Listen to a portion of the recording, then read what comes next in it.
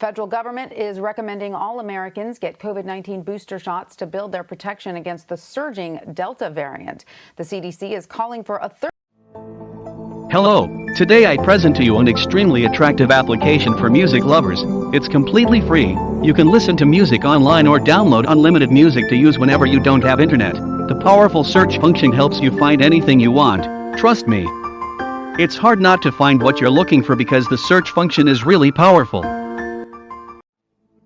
Application download link is attached in the description of the video. I'm pretty sure you'll like it. Thanks. Dose 8 months after the second Pfizer or Moderna shot. Extra doses are expected to roll out next month pending the FDA's approval. Health officials say those who received the single-dose Johnson & Johnson vaccine will likely also need a booster, but they are waiting for more data on that. The decision comes as evidence shows the vaccine's effectiveness may decrease over time. The New York Times is reporting breakthrough infections account for at least 1 in 5 new cases in several states.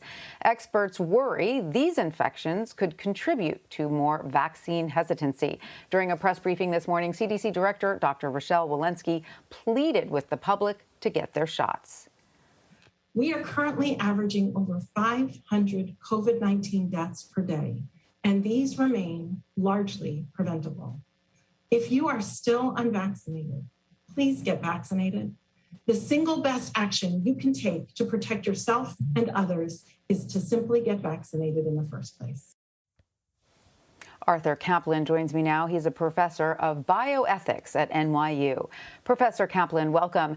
So the U.S., as you know, is recommending these boosters for Americans who received a 2-dose vaccine 8 or more months ago. The news comes despite the World Health Organization repeatedly asking wealthy nations to pause their booster campaigns and instead help vaccinate people in poor countries. What is your take on this? What is the correct ethical road to follow here? Well, Tanya, it's a really tough ethics dilemma because if we don't vaccinate the rest of the world, we risk having all these new variants and strains that are easier to catch, may kill us more readily, popping up. So that has to be the long-term goal. But in the short term, I would argue our obligation in the U.S. is to take care of our citizens first. We have to help our neighbor, help the community, help people who are in our family, and that probably means boosters going here first.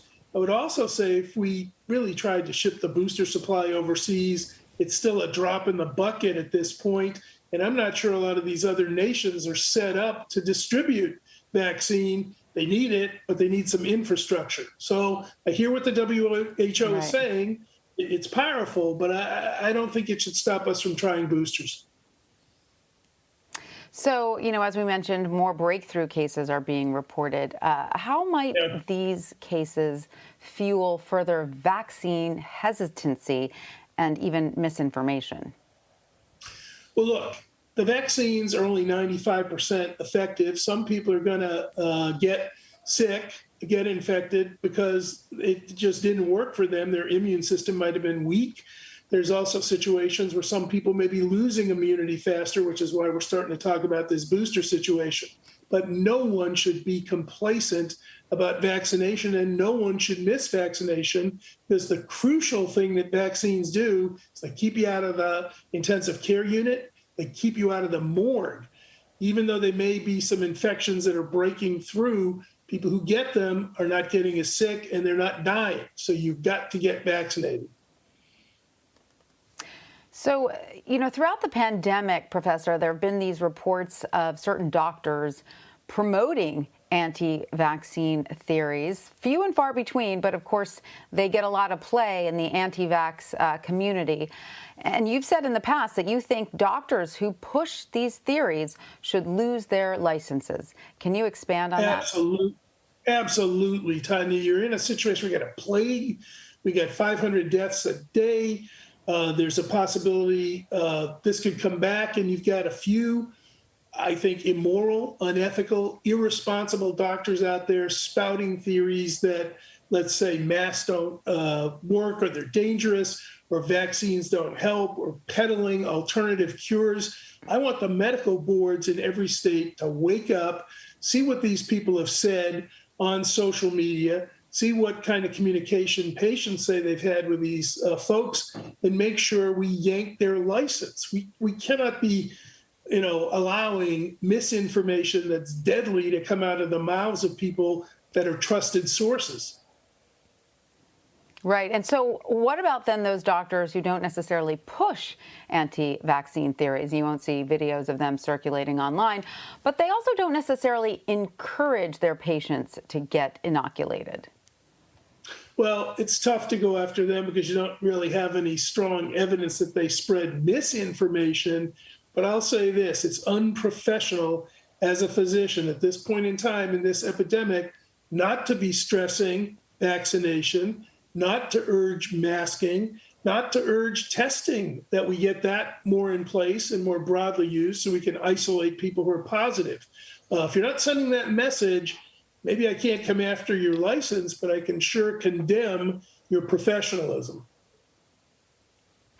And Professor, some people have declared their right to choose whether they get vaccinated or not, but federal officials are calling this the pandemic of the unvaccinated, insisting that unvaccinated people are the ones fueling these rising cases. So where is that line drawn between individual rights and the greater good for public health? Where do we draw that line? I mean, as Americans, we're obviously very concerned with individual rights, but at a certain point when a pandemic like this rages on and threatens to disrupt our entire society, does that line get drawn in favor of public health? I'm going to say yes, Tanya, and here's the principle. First principle, don't kill people. Protect the immune suppressed. Protect children who can't be vaccinated. Worry about people who have cancer. Worry about people who got a transplant. They're going to die from this virus if you don't protect them because they can't be vaccinated. So the first principle is look out for your neighbor, don't kill them. Let's act like a community. Let's be responsible to our neighbors. That limits somewhat our freedom. If you're not vaccinated, I'm not going to send the vaccine police out to your house to pin you down and get you vaccinated, but you shouldn't be wandering around. You shouldn't be out at the gym or restaurants or going to sporting events. You really have to take seriously in a plague community responsibility, limit your liberty by the fact that you can harm your neighbor, harm your family, harm your friends. Don't do that. All right. Well, Professor Arthur Caplan, thank you so much. It was great discussing sort of the ethical side of all of this with you, which is something we don't often get a chance to do. Thank you. Thanks so much.